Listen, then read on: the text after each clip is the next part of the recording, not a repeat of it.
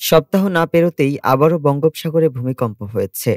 ২ December সকাল ৭টা ৫৬ মিনিটে ৪.২ মাত্রার এই ভূমিকম্পটি আঘাত হানে।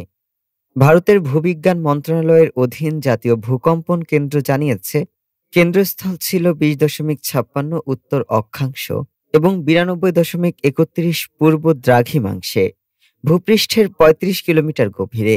উৎপত্তিস্থল উপকূল থেকে দূরে হওয়ায় বাংলাদেশের কোনো স্থানে কম্পন অনুভূত হয়নি।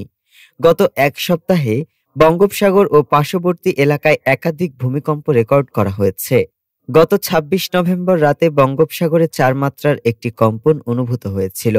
এরপর ১ ডিসেম্বর রাত ১২টা ৫৭ মিনিটে কক্সবাজার সহ উখিয়া ও চকরিয়ায় কয়েক সেকেন্ড স্থায়ী কম্পন টের পেয়েছিল বাসিন্দারা।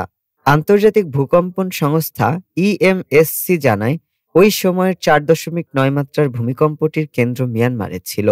এ পর্যন্ত ২ ভূমিকম্পেই কোনো ক্ষয়ক্ষতির খবর পাওয়া যায়নি। বিশেষজ্ঞরা বলছেন, সাম্প্রতিক ধারাবাহিক ভূকম্পন ভূগাঠনিক চাপ বৃদ্ধির ইঙ্গিত হতে পারে, তবে তাৎক্ষণিক ঝুঁকি নেই।